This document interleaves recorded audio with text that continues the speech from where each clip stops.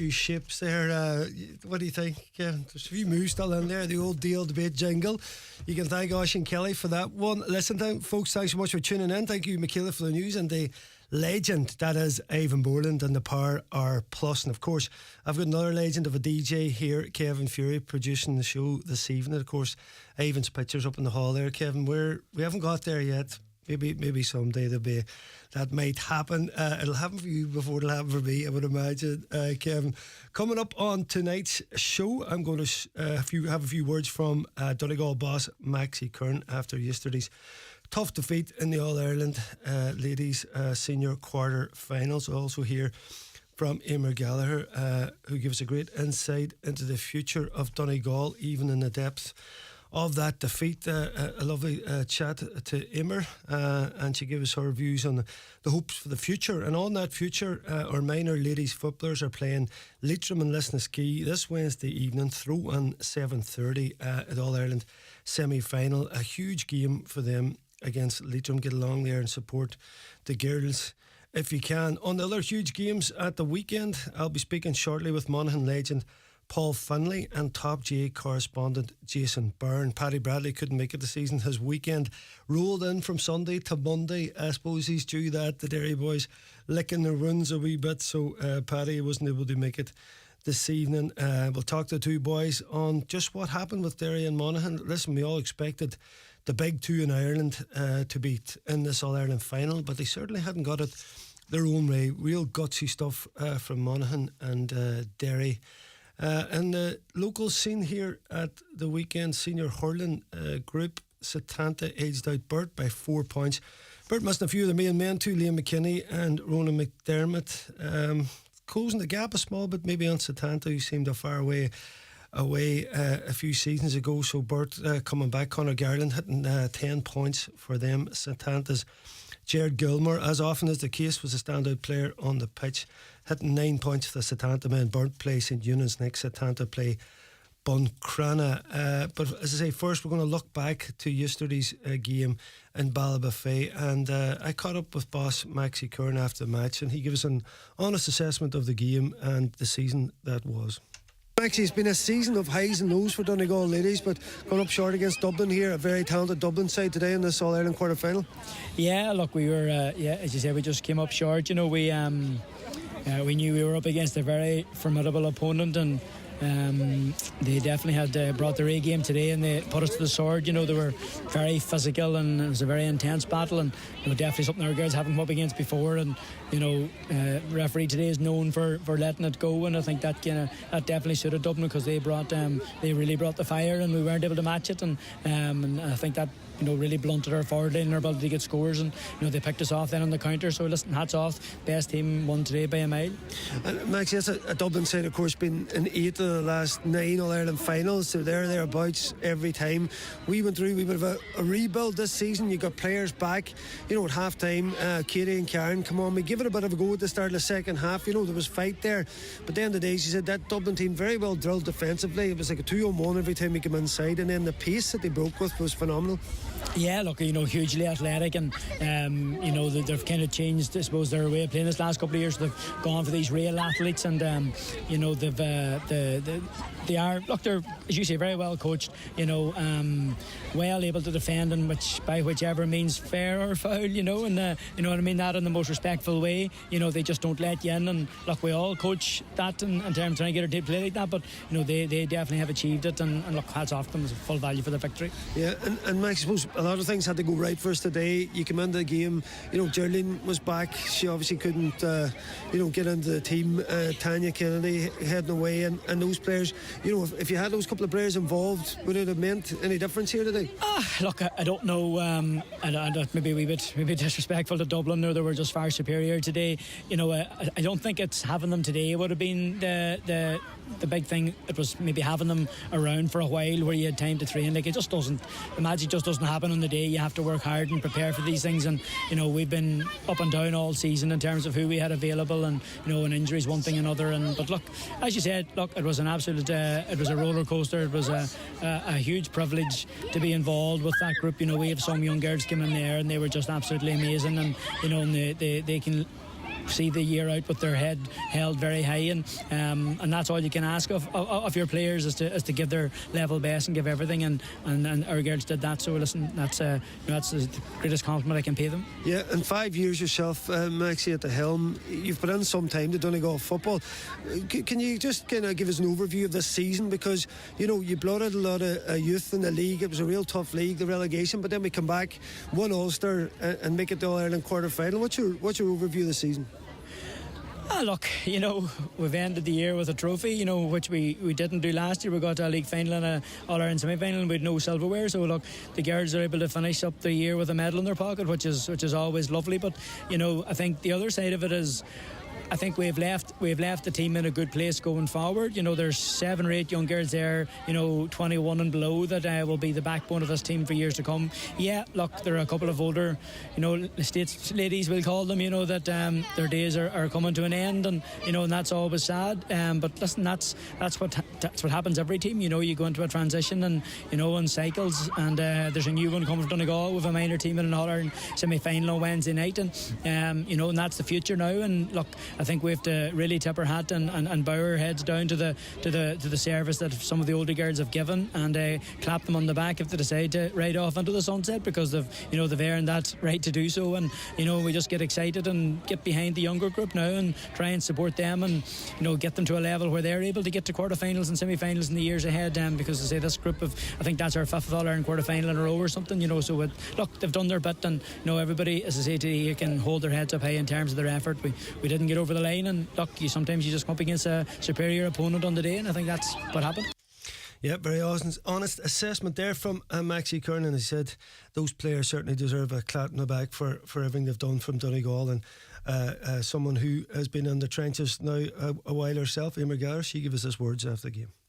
We're in Balbafay pitch here after another one of our Dublin Donegal sagas. We come up short this time, unfortunately.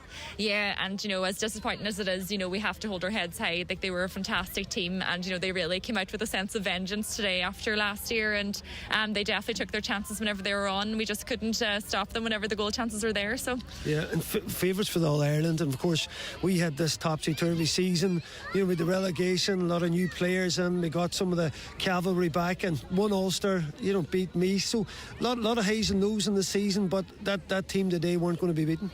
That's it. And I suppose if you were to say to us at the end of the league this year that we'd be contesting an All-Ireland quarter-final, it wouldn't have been in our wildest dreams. Even at that stage, our main goal was avoiding relegation and not falling down to intermediate championship. So to come out from that, to win Ulster, to beat the All-Ireland champions, in Meath 2 weeks ago, and to give Dublin a fair enough run for their money today, it has been a really positive season whenever you're thinking like that. And I have to say, if you look at the 16 and 17 year olds in our team that have stood up and played against some of the top players in the country over this whole season, they've just really held their own, and I think there's a very, very positive future in store for Donegal football. Yeah, and we just mentioned the opening period of the game, the pace that Dublin were breaking at. We had plenty of possession, but we were finding it hard to punch holes in them, and then when they come up the other end of the pitch, they seemed to be able to get that extra player in the round the back. There was that wee kick at the start of the second half where we came at them, Emer, and we had an unfortunate turnover and he broke up the pitch, and just at that point I felt the crowd was getting behind us a wee bit, and there seemed to be that wee bit of a kick, but it didn't materialise. Yeah, that's it. And I think at half time, whenever we went inside, we were definitely playing a bit too safe. Each of us were doing our man marking jobs, and we were just solely focused on that, but they were just being more physical than we were being, and whenever there was a 50-50 break, they were winning all of those 50-50 breaks. So we had to make a decision in the second half. Either we were going to go for it, or we were just going to play safe, and we weren't going to win the game by playing safe. So at the end of the day, there's no difference in getting beat by 1 point or 12 points, and that's the choice that we took, and unfortunately we did leak goals then because of that. But I don't think any of us will regret that. We had to give it our best foot forward, and nobody is playing games football to just be safe. You have to go out and try and win no matter what the consequences, and I don't think that the scoreline reflects maybe certain periods of the match today whenever we really brought it to them, but their physicality definitely gave us a lesson today. today. And I think, as the game went on, we definitely became more physical, but I think, it was probably a bit too late then. Yeah, and just looking to the future, you're out here with all these young girls and wee boys, and fair play to you, you've been very kind with your time, signing autographs. You're happy now that not only this age group but the young players that are on the team, there's a good future for Donegal. Absolutely, and I probably wouldn't have thought the same at the start of this year. Like, even whenever I came back in late December, there probably was maybe a 7 or 8 year age gap between me and the next player, which is never a nice place to be as one of the senior players, of course. But we did sort of slowly and surely come back. But these young girls were forced into a position that maybe wouldn't have, other counties wouldn't have players done that maybe for 3 or 4 more years, and like, they've had to learn on their feet. They've had to learn how to play senior football. There's been no adjustment period for them whatsoever. You're looking at like even Abigail and Kitty Dowds. Like, and I know we keep speaking about these 2 girls, but these are 2 girls that are just out of under 16 football, never mind minor football, and they've just had to just been thrown in the deep end and learn on their feet. And what a year they've had. But there's other players there that you also have to call out, like even the likes of Nicole McLaughlin there, girls that are being called back year after year whenever there's sort of half of a decision made that maybe they're not coming back, but just that love that they have for the county jersey, it has always been there. So like, I think it's really important to give those girls the credit as well when it's year after year, and the excitement maybe isn't there as much anymore, but your love for the jersey is, and that's a real credit, is those girls that are coming back when the chips are down, when they think that their time is up, but yet they don't want to leave these young girls to do it by themselves. But I think at this stage, whenever you're looking at the future of Donegal and what we're leaving behind, I'm really, really hopeful for what's coming down the line as well, and how these girls have coped in the year that we've had. They've just been immense.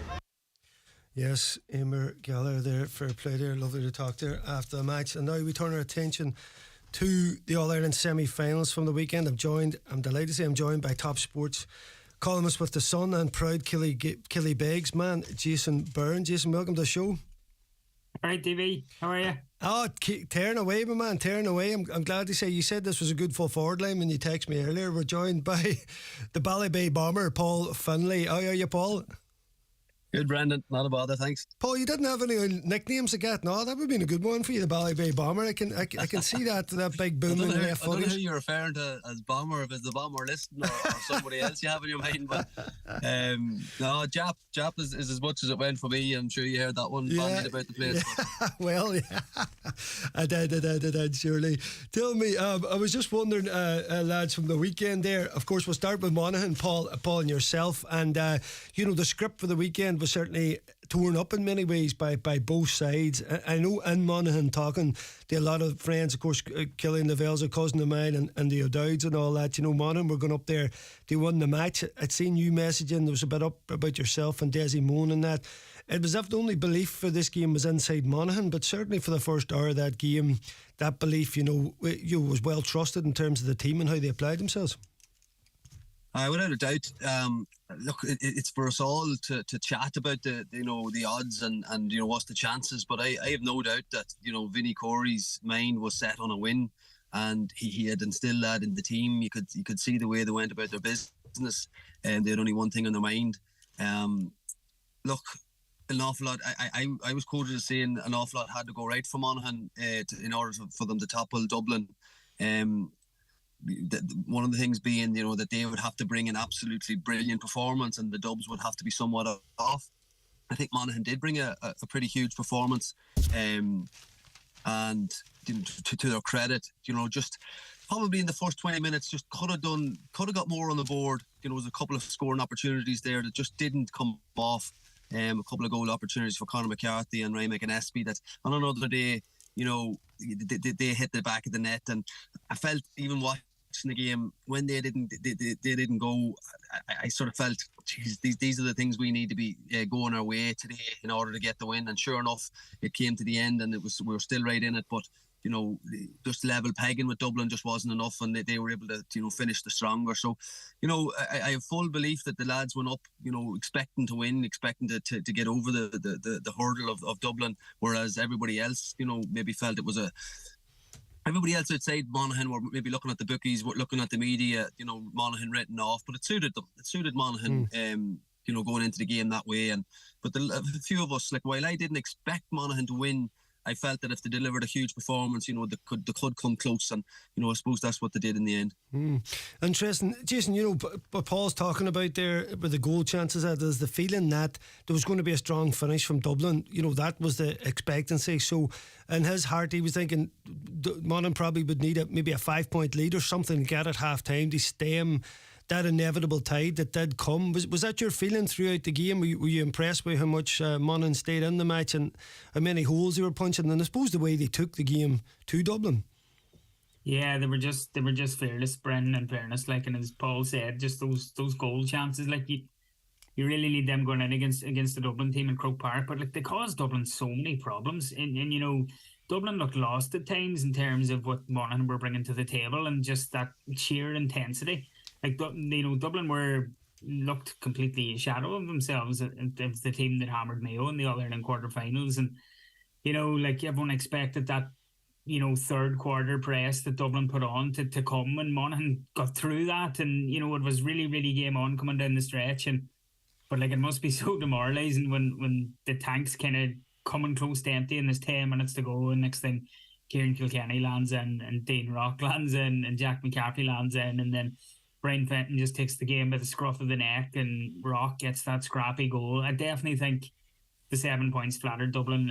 You know, no way was there 7 points between the teams. Absolutely not a chance. And like, it's just Monaghan just ran out of gas. Like, and it's, you know, it's so hard to just stay with Dublin for that long. But Monaghan did that, and they were just so unlucky for it to kind of unravel near the end. Like, but you know, Monaghan's big performers as always, like, were just outstanding. Like, and you know, Conor McManus, and there's been a lot of commentary on whether he'll stay or will he go, but you know, everyone in Monaghan will be praying he stays, like, because it was just another absolute masterclass for him. It's, you know, it's a joy to watch this man playing football, and you know, it would be an awful shame if we weren't watching him playing for Monaghan again next year, because he's still right up there in that elite level at the age that he is, and please God he sticks around, and I'm sure Paul will agree. And yeah, like, they've so much hope going into next year. Like, you know, this was only Vinnie Corey's first year. No one would have said in a million years that Monaghan would get to an All-Ireland semi-final, but just the resilience that they have, that came from staying in Division 1, and then, you know, all these big clutch moments. Like, clutch seemed to be the buzzword around Monaghan this year, you know, in terms of beating Tyrone with the last minute goal and getting through the group stages, and then the penalty shootout win over Armagh. They just never know when they're beaten. And you know, Vinny's only in year one. They've so much to look forward to. You know, Bugsy, Malone, Dermot had them in an All-Ireland minor final. And, you know, hopefully, like, the likes of McManus and none of the rest of them kind of decide to call the day, because they have a massive 2024 to look forward to, despite the disappointment and despite the fact that they fully went to Croke Park believing they would beat Dublin, and that showed in their football. And it's an awful shame they never got there. But, you know, it's hugely exciting for them going forward, I think. Yeah, exciting, surely. Paul, listen, Jason makes a couple of good points there. You know, McManus and his effect. I mean, it's the same as Michael Murphy here. You know, I'd count them two things similar in terms of his effect on the squad and the team and his ability in match play. But listen, Jason was saying, you know, survived Division 1 again. You know, the second half against Tyrone, the rematch against Derry. There's the thing with Monaghan about, you know, a wee bit of an axe to grind with teams. You know, the Donegal defeat, you know, was hard to fathom. Then you come back and beat Armagh. So what Jason's on about there, you know, Vinnie Corey and of course his brother Martin, highly regarded coach. There seemed to be a lot of learning from Monaghan this year. You know, there was highs and lows in it, but certainly huge progression. And on the back of the minors coming through, you know, there's a great buzz in Monaghan football currently. It certainly is, and you know, the expectations were low because Vinny was appointed late, and you know, there was this feeling that the team was really going into transition. And you know, while Conor and Darren and these fellas, Carl O'Connell, had all stayed on, we were sort of questioning the effect that they would be able to have on the game and at the top level that the game is. So these guys all, you know, came perfectly managed, it must be said by Vinny. Like, you know, what a first year he's after having. Like, so he's got so many things right. You know, he hasn't been afraid to make big calls. Maybe leave to like a Conor, Darren sitting on the bench when he felt the time was right. And he ran into a few bad performances, and then was able to get the team to adapt both defense or both tactically and just trying to move the game on and getting lads to lift their play. Like I go back to the semi-final, the Ulster semi-final versus Derry, and Monaghan were way off it that day. Like Derry had them beaten maybe 25 minutes into the game, like they were 6 or 7 up, and Monaghan were so sort of void of anything that you would associate with them normally, really intense and getting in Derry's faces, etc. So they obviously had to dress themselves down and look at that performance, and they certainly come back to Celtic Park a few weeks later and put an awful lot of things right. And that's when their season took off again. And you talk about all those clutch moments. It's just a really good sign of a team that just come out with performances like that and come out with victories. When defeat looks sort of that it's on the cards, and teams can sort of just go off. Like lesser teams and lesser players will just maybe accept defeat on some of those days when they've sort of said, oh, well, you know what, we've regained our status in Division 1. We found our way through the group, and maybe a defeat to Kildare. But the never say die attitude was instilled by Corey, and that is Vinny in a nutshell. Like I played with him for a long time, and that is he believed in himself. Every day he went out, there was nothing could faze Vinny Corey. Like he took on all the big players down his career, and he more often than not had good days on them, and you can see that in his team as well. He's really has them steeled, and then, as I said, they're very good tactically, and we're able to adapt and change, game to game, and right up to the match on Saturday evening. There was a few unexpected calls. I went into the ground myself, not expecting to see Kieran Hughes start, and possibly not. I wasn't expecting Conor McManus to start. But he just went with his big players, the guys that he knows well down the years, and he went with them from the start, knowing that Monaghan needed a big one, and if they're going to win the game, they needed a big performance from all those guys, and he couldn't afford to leave them on the line. So it's just all these calls. Conor having such an effect and an influence on both the Armagh game and the game on Saturday. Carl O'Connell playing such good football this year.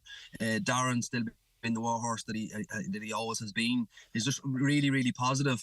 The question is on everybody's lips: is there more for those guys to give? I've been sort of thinking that we can't expect any more from these fellas over the last couple of seasons, and yet they keep on giving and keep coming back to give more. And I'm not going to write them off this evening either, because although they're probably not even thinking about it right now, they're off having a good time somewhere, hoping, having a few beers. They'll let the winter settle in, and I'm sure Vinny will have a few conversations with them, and he'll give them plenty of time to make the calls for themselves. But as you say, lads, it is positive for Monaghan. It bodes well. Really strong management team in place now in their first season. I'm sure they look forward to next season and maybe making some more changes and bringing some players in. And with the minors coming on as well, like they're a few years away with the 17s, but even for those fellas, seeing Monaghan at senior level playing in an All-Ireland semi-final, it can only give them great impetus to want to stay involved and to keep doing the things that they need to be doing to make sure that they're playing at a senior level. And yeah, it is very positive for Monaghan, but it is hard to get away from the fact that you don't want to be coming across like, oh, didn't we do well to get to an All-Ireland semi-final? I can assure you, Vinny Corey will be thinking of how can we actually win an All-Ireland title over the next 4 or 5 years, and that's where his mindset will be. Yeah, well, it's good even to have that mindset. I like it, Paul, indeed. I'm just looking at these. Was it still, Jason, a game that was built more on defence? And even though the two teams in Monaghan went about them, we talk about the magic 20-point mark to win at Croke Park. I mean, Dublin got that. Monaghan were in 13. I suppose it was the other end of the pitch, actually, maybe Dublin defending, maybe that we hadn't maybe given enough credit for in terms as a group and individually, because really I suppose Wiley and Basquel and Mannion, Duffy, Conor Killian, the Velfoy, and even Mohan and Fenton, like Monaghan were I suppose stopping the lifeblood of a lot of the Dublin attacks, but it's maybe at the other end of the pitch where Dublin's defending was maybe the actual foundation for this game. Yeah, it's a good point, Brendan. The Dublin forwards get a lot of the kudos and that, but they can defend as good as anybody, like in terms of dropping bodies back. But just as a general point, like I just highlighted in the Sunday game last night as well, Michael Fitzsimons has just been absolutely outstanding for them at full back once again. I think he's just been, James McCarthy's getting a lot of the limelight as well, and rightly so. for what he's doing around the middle of the field and what he's doing driving forward. But, Mick Fitzsimons has just been super, and Davy Byrne alongside him as well, and Owen Merchant's got a great engine on him as well. Like, sometimes the matchups can go against him in terms of size, and that kind of troubled Dublin early on when he was kind of coming up against Aidan O'Shea in the quarterfinal against Mayo. But, that Dublin defence, John Small is just an absolute warrior as well. He always picks up the token yellow card, and he's always kind of on thin ice with the referees. But, God, you'd love to have him in your team every day you go out. Like, he's just outstanding. Like, and because he's a bit rough around the edges, maybe he doesn't always get the credit he deserves. And, you have to hand it to them as well in terms of, when you look at the list of quality defenders they've lost in recent years in particular. Like, you think of Johnny Cooper, Finlay McMahon, Cian O'Sullivan, the transition there has been seamless, even though, like, the big part of the puzzle has been that man Stephen Cluxton coming back in as well. Saturday was his 13th championship clean sheet in a row, and he's going for the big 1-4 now against Kerry, and he's going for All-Ireland medal number 9. I think himself, Fitzsimons and McCarthy can get that 9th medal. They'll be the first couplers ever to get there. Like, so it'll be there's a lot of history at play here. It doesn't seem possible, but there you go. You would have thought even when we were growing up, that's if you get your hands on one, you're doing well. It just seems crazy, but listen, it's been totally deserved. Yeah, absolutely. Like, and like, Cluxton's such an enigma. When he went away, everyone thought, that's it, we'll never see him again. Like, but he just waltzes back in as number 16 in a Leinster Championship game against Louth. The next thing, he's back in the team, and once he got back in the team, he was never going to be out of the team again, was he? Yeah. It's probably hard for those younger keepers trying to come through, but like, what he's done, and to come back and not even reinvent himself, but to just come back and, portray it that he's just, it's like he's never been away, What a fella. Like, the two of yous came up against him many times as well, lads. Like, it's hard to believe he's still going. I think he turns 42 in December, so it's just unbelievable. What a talent, what a career he's had there.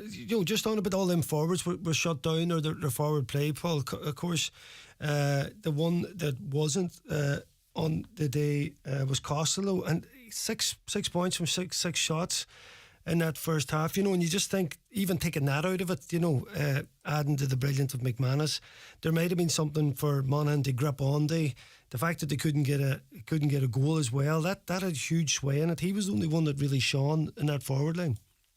He was the only one that shone, and look, if you're nitpicking, and in hindsight, it's great. We all look back now and look at the effect that Cormac Costello had in the game, and especially in the first half, and maybe ask the question, as I say, in hindsight, Ryan O'Toole sitting on the bench, was he a better man marker, on the like of Cormac Costello than Conor Boyle, who has got used to playing in the half-back line for Monaghan, from centre-half or wing-back, and he does a lot of go-forward work for Monaghan. So, look, Costello was having a big impact. He was the guy that was getting the scores and keeping Dublin taking over when Monaghan were stifling them, and where Monaghan were taking the energy out of their attacks.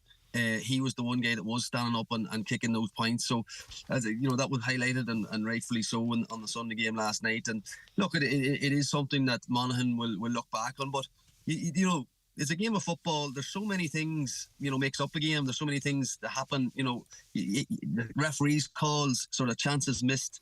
I think overall you have to balance it all up with how the game went. Monaghan will look back and say that there was opportunities there to get more scores on the board, and they probably on a different day they would have hit the back of the net. It just didn't happen for them. And those were the chances that you felt that Monaghan needed to really get under Dublin's skin more. And look, they might have had a favourite 6-point lead going in at half time. Who knows, would that have been enough? Because Dublin, you'd have to expect would have came with something more earlier in the game. I was quite surprised by how, and I'm not sure if it's a vulnerability in Dublin's game, but Monaghan actually dominated possession, and I was expecting Dublin to come after Monaghan a hell of a lot more, and they really, right up through that third quarter, as you mentioned, Jason, like Monaghan were owning possession, playing it on their terms, slowing it right down to the way that Monaghan have liked to do in this campaign, and playing to their system. I didn't feel Dublin was going to let Monaghan do that, but that they did, and it took to the last. Now they ended up getting it right. The time they run, and they come in the last 10 minutes and got the scores that they needed. But if things had went differently, they might have found themselves in a worse spot, but it's all hearsay. And as I say, it's grand talking about these things now in hindsight. I think say Monaghan probably and the management team probably got 99.9% of the calls right on the day, and it just wasn't enough. So yeah. I guess you just have to look at it as I say, a game of football, that there's so many things happening within the game. The air gets thinner at that stage, like All Ireland semi-final in Croke Park. The place was rocking. The Dubs were in.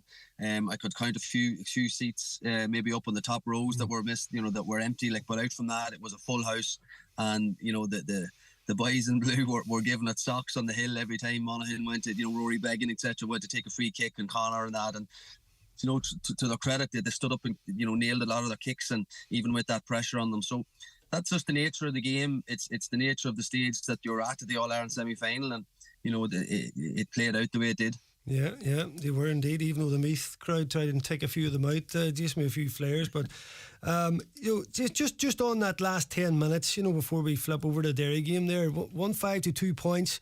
Listen, Vinny Corey did unload the bench. He realised that there was going to be an opening up of the match, and tried his best to stem the tide. But as we spoke about, the class that was on the pitch then just was going to prove too much in the end.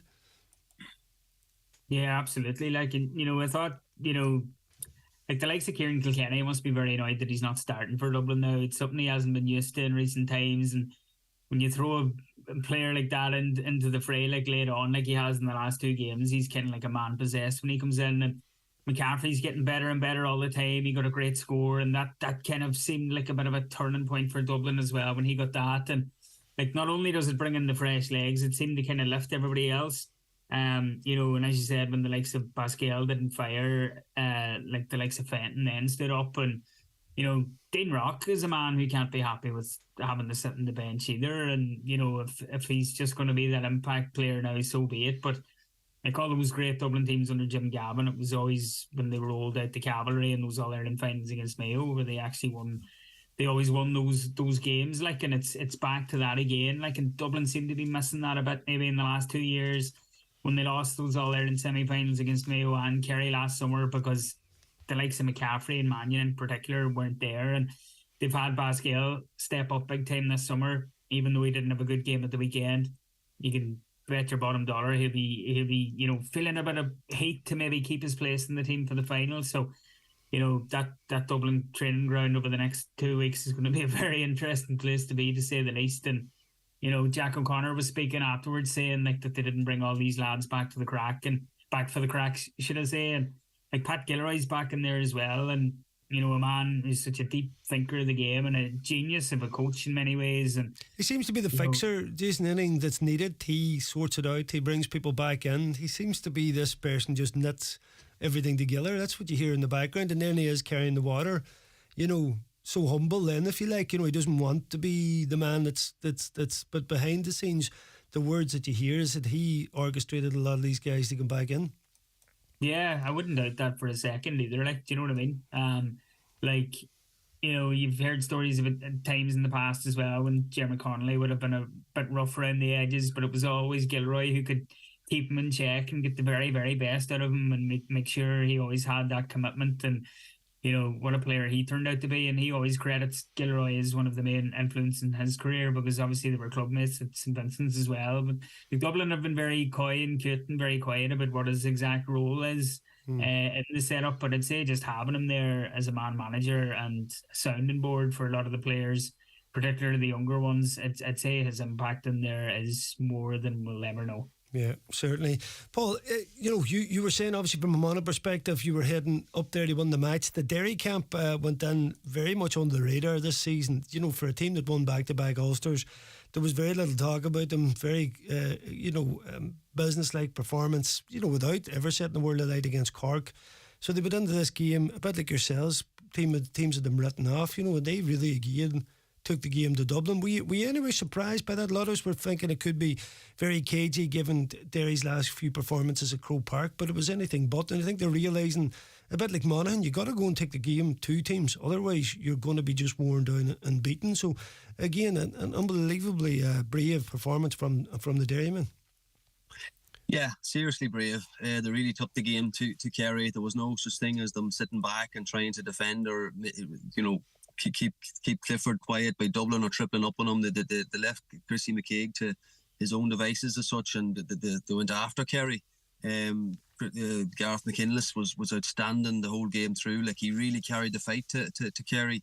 Numerous occasions he got the early, set up the early goal for Brendan Rodgers, and was very, very unlucky not to get it on the score sheet himself with a goal in the second half. And young Toner, maybe, you know, with McKinless again right at the bottom of it, you know, could have made the game that bit different had those chances gone in. So Derry, look, it was perfectly set up for them, wasn't it? Like, no more than Monaghan, everybody writing them off, which was probably a tad unfair, like Monaghan. But, you know, when you're in that setup, you know, you can use that to your advantage. And I'm sure they were knuckling down, you know, feeling that they weren't getting much respect for what they've put in over the last couple of years. And as I say, hearing let all the outside noise, like the media and the supporters, maybe chat, you know, let them have a cry about it possibly. But the Derry footballers and the management team, I'm sure, were, you know, licking their lips and really knuckling down to the task. And you could see that that's what they did. They held no fear for Kerry. They come out, they went to win the game, and it was credit to them. They'll probably feel more aggrieved than Monaghan this morning or to this afternoon, evening, that they probably would feel that they left it behind them, because they had umpteen chances, you know, with both goals and points late on in the game, you know, really put themselves in a really prominent position, and they had Kerry under all sorts of pressure and trouble, and just weren't able to get the scores when they needed the most.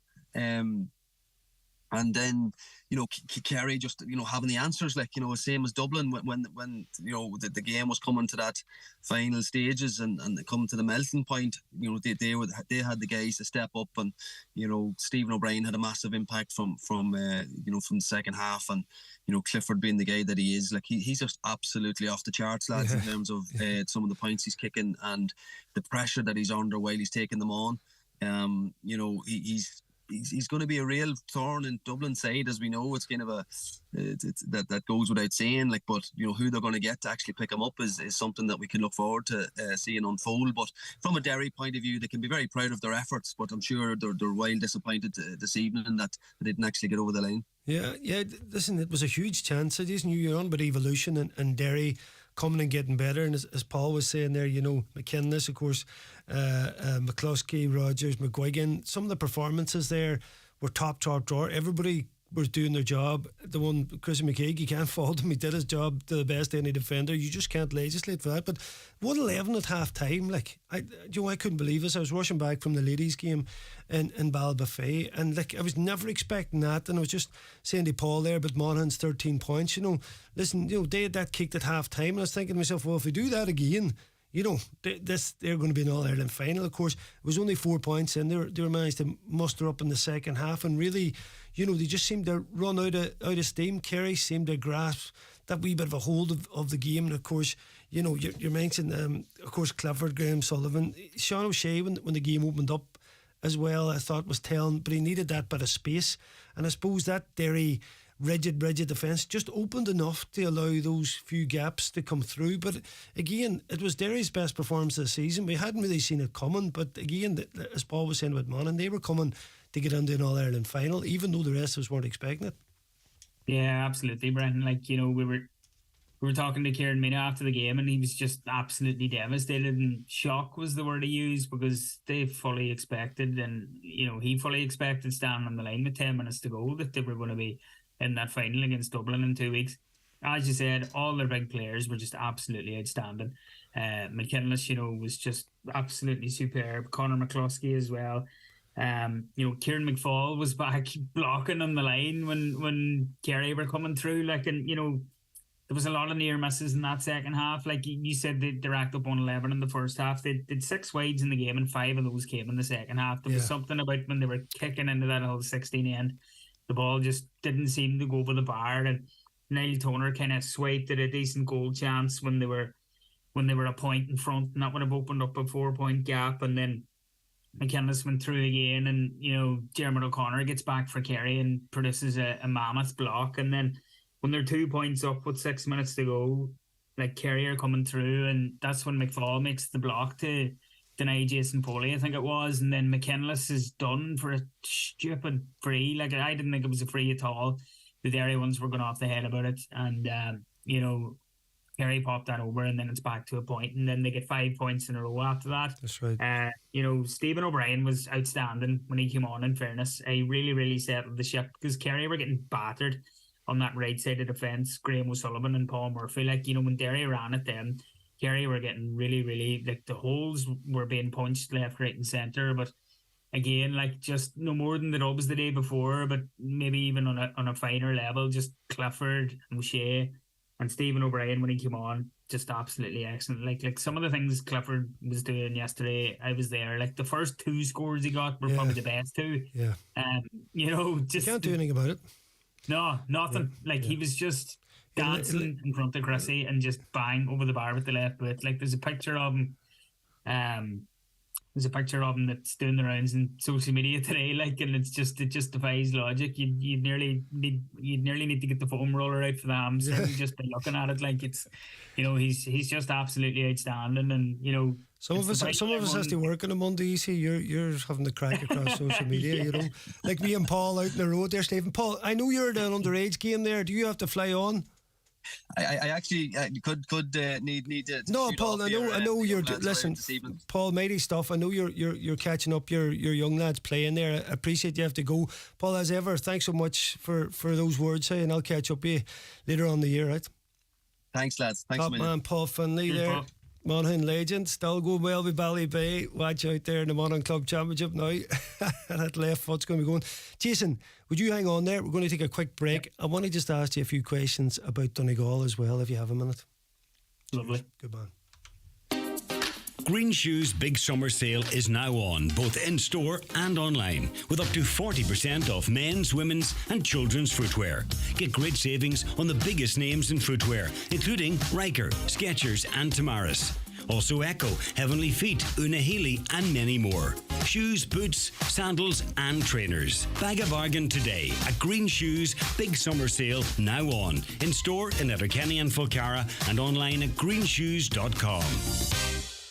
Hey John, quick, write this number down. 91 48 234. Say that again, Mike. 91 48 234. So what's that, Mike? The number for Fleming Doors. Fleming Doors? No, Fleming Doors. You know, industrial doors, garage doors, roller doors, insulated doors. Ah, okay, Mike. Give me that number again. 91 48 234. Fleming's, engineering solutions for 150 years. Call us now on 074 91 48 234. The best businesses never stop beginning. So whether you're starting or growing your business, we want to make it easier for you. At Bank of Ireland, our faster, easier online loan applications help your business take the next step. Search Bank of Ireland Business Loans. Bank of Ireland. Begin. Lending criteria, terms and conditions apply. Over 18s only. Bank of Ireland is regulated by the Central Bank of Ireland. Have you heard about Charlie's chips? They're made from potatoes that are carefully selected, then peeled, cut, and like everything else at Charlie's in Letterkenny, cooked to order. That's why they taste so good. From 12 right through to 8 in the evening, Charlie's at Pierce Road, Letterkenny offer an extensive menu that includes a great selection of gluten-free options, all available to sit in or take away. The next time the hunger hits, pull into Charlie's. The DL Debate with Sister Sarah's Letterkenny, serving food you'll love till 9 p.m. daily in Sarah's Kitchen. And there's free admission entertainment every weekend. Yes, welcome back. Final few minutes of the show. I'm joined still by the one and only Jason Byrne. Jason, you've had to go a long way for a good woman, which is part of life, you know. You're away out in Athlone there. How's life down there? Good, Davey, good. Yeah, we're getting married in 3 weeks, so it's all good at the minute. Yeah, yes, it's all boy. good. So. Yes, boy. Stag's done without any hindrance. You had a wee speed wobble to Stag, had you? Everything went well? Everything went well, yeah. I think we only had one hospitalisation and no rest, so like I would have taken that on the Friday. But I think you told me about big that. I reason was for trying that to is 'cause you think. weren't there. Just as well, just as well. A quick question there. Donald Ward's just asking on Facebook there, do you think Kerry will target any Dublin players like they did Shane McGuigan? I'm not too sure if that was a targeting, or it seemed to be a couple of them collisions came from different players. It was if McGuigan was in the wrong place at the wrong time, or did you think he was targeted? No, I don't think he was targeted. I just think the way that Shane Ryan was coming through with the ball, that McGuigan was just a bit deeper than he was, and you could see why a free could have been given, but just Kerry will make the argument that Ryan was kind of protecting himself, but it's just the fact that he happened to put the ball over the bar then that Derry probably felt a wee bit more aggrieved by it. But then, like, on the flip side of that is Clifford was booked for a challenge on McGuigan that probably looked like a bit of a harsh booking, so maybe those two kind of cancelled each other out. But the main ones, the main one that the Derry people kind of feel aggrieved with was the one when McKinless was judged to have fouled Stephen O'Brien, and that point could carry back within one, and then when they kicked the 5 in a row. So like the Shane Ryan incident in particular is getting a lot of airtime today, but I think it's just the fact that he scored that maybe Derry supporters and a few people think it should have been flagged. Like, but maybe he was protecting himself as well. But he plays outfield for his club. A lot of people forget that too, so he probably knew well what he was at. Yeah. Listen, there was a couple of great kicks. This keeper thing, I still can't get my head around it. We didn't even mention Began in the last chat, and listen, that's serious. Just I want to ask you a question just about Donegal. Before I get there, just can you give us your winner in the final? Are you aging like the rest of us? Well, I am annoyed towards the Dubs, but what are you thinking? And this is just on the back of maybe the semi-final last year when Dublin were missing all those players, Mannion, McCaffrey, and obviously Conn was injured as well. Now, you can't just judge a game on a game, but it looked like Dublin maybe had that extra bit there that Kerry hadn't. And from the semi-final, I'm still thinking that way. What's your head telling you? I'm based on the weekend purely, DB. I'm leaning slightly towards Kerry because I think they came up against a more skilled outfit in Derry, and that's no disrespect for Monaghan. Like, Monaghan were outstanding as well, but I think just Dublin's performance in some aspects of their play on Saturday will definitely worry them. I think Kerry have a lot to improve on, obviously, as well. They've only conceded 2 goals in this championship, but Derry could have got 3 or 4 yesterday, and Paddy Talley will be fuming over that when they're training down in the centre of excellence between Tralee and Killarney over the next 2 weeks. But I think Kerry don't really have any injuries coming into the final either, and Dublin have no real high profile ones either. But I think like some of Kerry's lads don't get a lot of the plaudits. Like Gavin White was outstanding, and their midfield are surviving very well without David Moore. Dermot O'Connor's really, really improving and stepped up to that mantle. Jack Barry didn't have his best day yesterday. He can only get better. A few lads like Dara Moynihan and Adrian Spillane have a bit to touch up on as well. But once David Clifford's in the pitch, as you said, there's nothing you can do about it when he's in form, and he's only going to be better in 2 weeks. So I think he can be the difference. Yeah. Could be right. I could be wrong. You never know, Jason. I'll actually, you've got me on the fence now. But listen, the wee question I want to fire you just at the end, Jason, was the fact that you're a Donegal man. Obviously, you're steeped in GA, Killy Beggs, and your work now. How did you see the Donegal saga this year playing out around the rest of the country? Because it was a wee bit of dirty washing, being aired and all that there. What was your feeling looking at it from outside the county? Well, obviously, like, I was always looking at it as a Donegal man, but the reaction everywhere else, like, I was going to games in Galway and going to games like all around Leinster and Connacht, and everyone was coming over to you saying, what's the story in Donegal? Like, every single game you went to, 4 or 5 people were coming up to you, from county board folk to ex-players to other journalists to everything. The academy saga was probably the big one. And you always had the shadow of Murphy retiring kind of hanging over everything. But the academy saga was the big one. And then obviously you had Paddy Carr leaving as manager with just a league game to go, and the team all pretty much relegated. But in terms of on the pitch, that result down in Ennis was massive for the group because they just couldn't buy a win. Did that great win against Kerry and that dirty night in Balbafay in the league, but it just all went downhill from there. But you know, for the group, I remember chatting to Monaghan after that win in Ennis, and it just meant so much to them. And I was delighted for them for that. Like, and then beating Monaghan as well really put them into bonus territory, even though they got that big reality check again against Tyrone and Ballybofey. But like, the only way is up. And we were chatting to Michael Murphy last week. He was doing promotions for the minor All-Ireland final, and you know, he said, and I think no one will disagree with him, the big thing is now is to not let the managerial saga roll on again as it did last year, because that had such a big impact on the 23 campaign, and they can't let it happen again. So hopefully that appointment is made swiftly and made properly. I have no idea who's going to be in the frame for it. Murphy admitted as well, no one's going to be queuing up for it. Maybe that's the case. I'm not sure. I've been so busy with everything else, I haven't had time to delve into it. But like, just that appointment now is vital, because they're going to have a stronger squad next year, regardless, with the lads who have to come back in. So that's a good thing to look forward to. A lot of young players got really vital championship experience this year. In terms of the academy, hopefully that whole thing gets back up and running. There's an external review that's on the table. There's a lot of fines from it that need to be addressed. That's going to take a long time. All this will come, the lights at the end of the tunnel after a dark few months, and hopefully across the board, not just for the senior team, but for everyone involved in Donegal GA, things can be on the up, and we can get back talking about football matters instead of things that are going on in the boardroom and everything else. There's a lot of great people in the county board who are dedicate their lives to this thing. So, you know, hopefully everything can just start on that upward curve again for 2024, and we can get excited about Donegal again, because the county as a whole has just taken an awful kicking this year, and you know, we don't want that. No one wants to see that.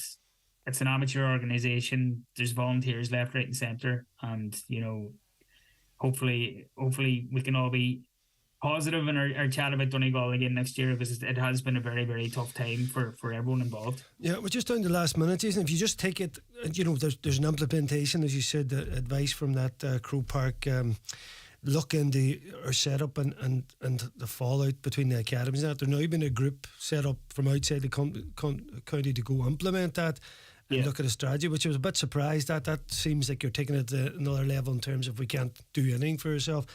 I wasn't that happy about that. But just, you know, if we get those players back, those 6 or 7 players missing, you know, where Donegal competed, and particularly that game they beat Monaghan, you know, there is a core group there. You know, we're just down to the last 30 seconds. But it's still a job where Donegal now, I'm not just saying the only way is up, you can't take that for granted, but certainly with the progression of the team now and getting those players all back, you know, you could go back to Division 1. Yeah, absolutely. Like, in Division 2 will be a great place for those players to come back in and to start this transition again. Like, you know, and like there's a spine of a great team there as it is, between Owen Ban, Sean Patton, Jason McGee, Michael Langan. Like, Oisin Gallen was phenomenal. Hopefully Ryan McHugh Jamie Brennan at 11 in. seemed to work in those last couple of games too. Yeah. Absolutely. Yeah. Like, Big McGonigal, my own club mate Hugh McFadden, like, playing various different roles, and you know, it'll all be down to the manager who comes in as to what he does and how he solves all these various pieces of the puzzle. So, you know, I'm excited about next year. I think Division 2 is a great place for them to kind of hit reset, and hopefully they go straight back up to Division 1, because that is going to be vital as well. Yes, indeed. We hope that too. Jason, listen, as ever, thanks so much, and good luck with the wedding in a few weeks' time, my man. Lucky lady, I'll tell you. Cheers, DB. Good man. That's Jason Byrne there, fair play to him. Columnist with the Sun. Thanks so much for his input tonight. And my other guest, thanks very much to Kevin Fury for producing. Head of Sport, Oisin Kelly. Stay tuned for the next on Monday night sessions. I'll speak to you next week with more DL debate. The DL Debate with Sister Sarah's Letterkenny, serving food you'll love till 9 p.m. daily in Sarah's Kitchen. And there's free admission entertainment every weekend.